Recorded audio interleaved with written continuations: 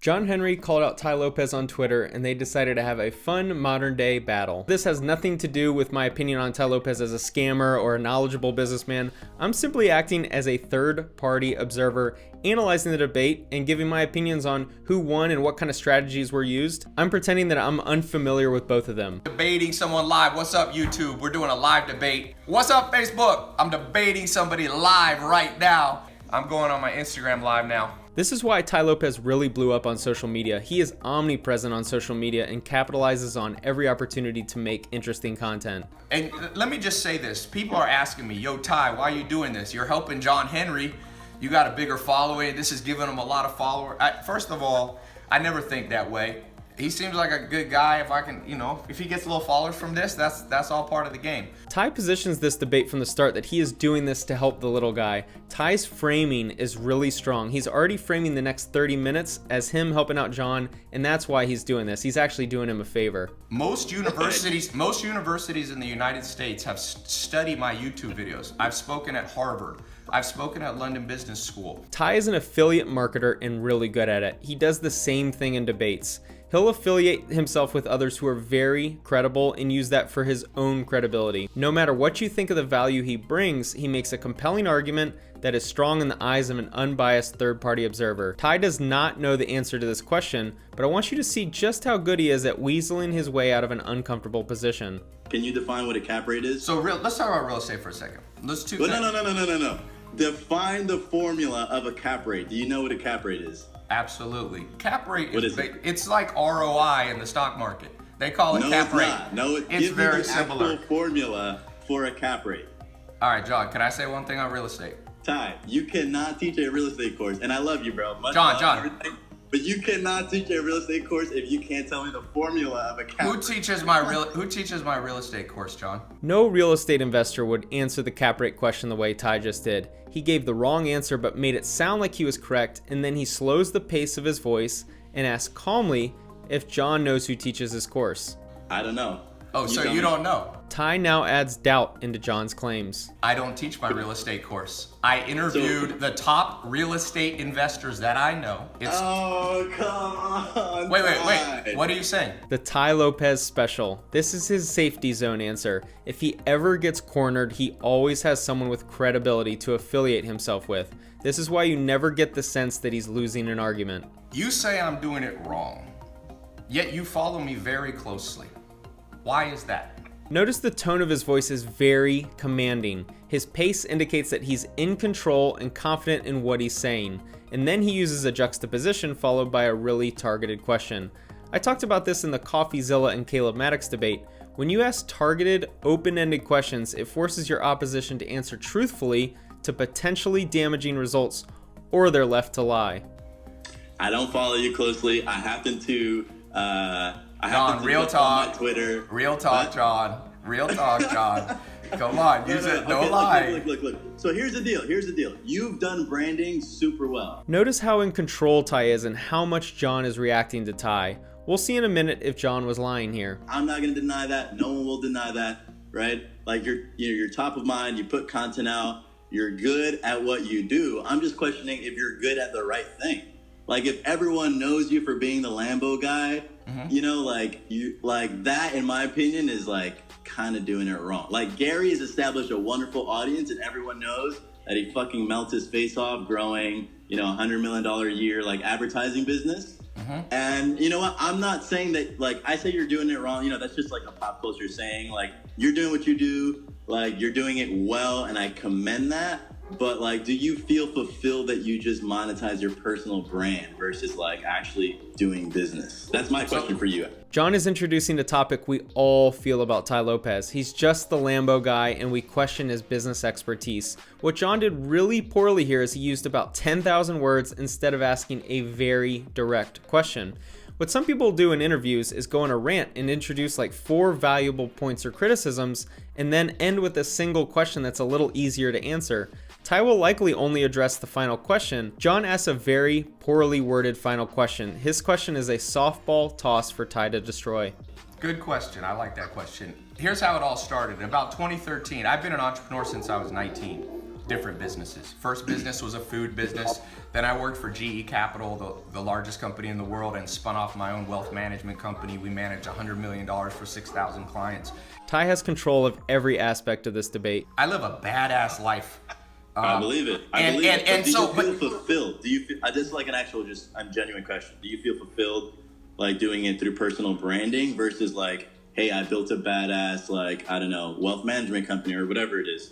Very poorly worded question. It's too easy for Tai to answer in a way that makes him look good. He's not going to answer that he doesn't feel fulfilled because that would make him look bad. Even if he didn't feel like he was fulfilled, he would find a way to justify it, because you never want to basically put your opposition in a position where it looks like they questioned you and were correct. I think a better way to word John's question that maintained his point would be to ask Tai if he feels like he would be more respected in the business community if he had actual businesses built, not tied to his personal brand, before the social media fame. The real question is, can Tai build a business without social media fame and the ability to have huge affiliate numbers because of his following? That's the real essence of John's question. My first Ferrari was in 2007. I didn't post a picture of it until 2012. You can still see the first picture. It's on my Facebook. So I don't buy cars to show off, but my social media is my vlog, man. It shows my whole life.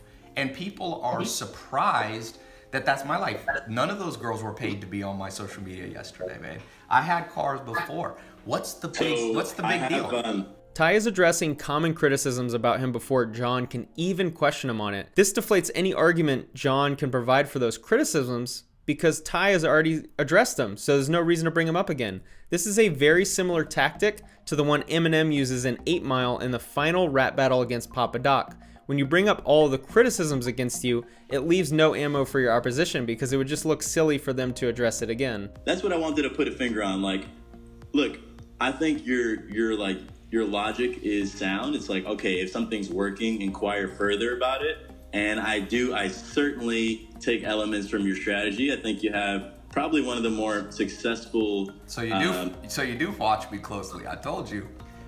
Yeah. I think you have one of the more successful personal branding strategies in recent times. I just don't like that it's not rooted. It's like it's only rooted in you-ness. Like it's rooted in Tai for Tai's sake rather than right. And that's because you leverage the Lambos and the mansions and blah blah blah. But like, I just resonate so much more with like fucking growing an actual business, right? And again, this is a common complaint against Tai. Most people who aren't huge supporters of him don't really feel like they know where the success came from. Like it just came out of nowhere. And John is just like me and probably you as well. We want to talk specifics, and we view business success as running real businesses and not the personal brand business. John just isn't articulating his criticisms well to force Tai in a position where he's uncomfortable. I think if he had very specific questions to ask Tai, he would have been way better off. I also don't know exactly how this interview started. It could have been that John sent the Twitter message and they jumped on the call right away, which, to be fair, would have been really tough to come up with very specific questions in the moment. You know, it's a fallacy. It's not true to say that I don't build businesses of value. As I told you, 7 months ago, I launched a business. Now tell me if this has any validity to you as an entrepreneur. Notice his word choice and framing. Hey John, tell me if this has any validity. I did it with a business partner. We both own exactly 50%. We put in minimal capital. In fact, we put in zero capital. I used social media to get it off the ground. It became and is now the largest book shipping nonfiction books. So we ship books by scientists. We ship books by New York Times bestselling authors. We are now in 100 countries shipping books. Now you said that these businesses are rooted in no value. What could be more value than bringing education to the world? We have the Netflix of books. It now makes $50,000 a day. It's a losing game to start debating with Tai when the context is success today. Tai is really smart, he's very savvy with social media, and he has connections. He can point to so many successes after the social media because social media popularity is the easiest springboard to develop a brand or new business. Look at Kylie Jenner, Jessica Alba, Rihanna. They all had huge social media followings and then turned it into huge businesses. They have a following, And that is essentially what really built the business. It wasn't really built from the ground up. Do you make $50,000 a day with a business that I spend 1 hour a month on? So I spend 1 hour a month on this business and we make $50,000 a day. So my question to you, in terms of you being a more skilled entrepreneur, maybe you are. I don't know anything about you. That's why I'm genuinely asking. John's biggest mistake was funneling the conversation into personal branding and the business success that comes from it. Tai is the personal branding expert of social media right now. This is probably the one topic John should have stayed away from. No. I have a guy. John's only answer is no, and it feels like he just lost a lot of credibility to the audience. To a third-party observer, Tai has positioned himself as someone who clearly knows more business than John, even if me and you, we know that's not true. And a lot of it is because of how Tai is carrying himself, speaking, and responding. No, I don't have a business that makes me 50 grand a day. I do big real estate deals. Like, I round up capital, I buy big real estate deals, and we cash flow, and like I get my upside in being a GP in those deals. But like, again, this book business, and you got it to a nice place. Congrats. I don't commend the hustle. Fucking make money and then pass it on to your family. That's what it's all about. But it's like it's a personal brand business, I think John gives out compliments way too easily in this debate. It does come across like he's more of a fan than a critic. Tai is a tough person for John to debate because John runs real businesses in his eyes. John spends his time looking for difficult to find real estate deals. He's a startup investor, entrepreneur, and he does it all without a huge social media at the time of this debate, which is his biggest advantage, and he never touches on it. This is the one leverage point he has to use against Tai, because most of Tai's quote-unquote business success came after the social media fame, which I've always already addressed as being a little bit easier once you have a huge following.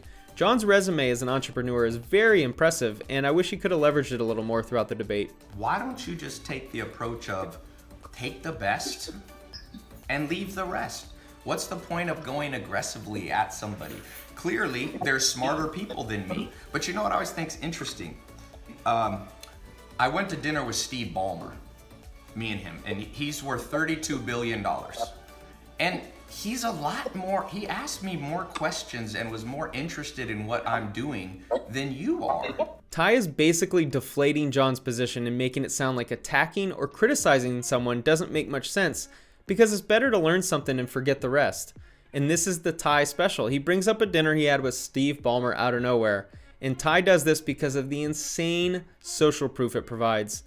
And he's now set the frame of John would be way better off by asking questions and learning from Tai instead of criticizing him. Notice how now it feels kind of weird to go in an attack mode and actually criticize Tai. Why is that?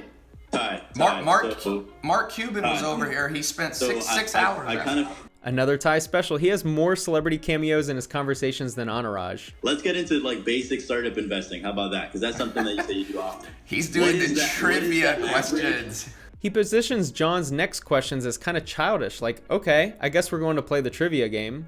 What's the average like pre-money, or like what's the average like pre-money or post-money valuation that you're investing at, and at what stage? Pre-money stuff usually around 10 million bucks. Tai's tone changes and he almost sounds bothered that John would ask such a simple question. His tone indicates to the audience that it's an easy question for him to answer. Ask me a startup investing question. Maybe I won't know it, but like I know, I feel like, I do this every day, dude. I'm an actual investor, John, you gonna let me talk? So here's my question to you. You're good at startups, right?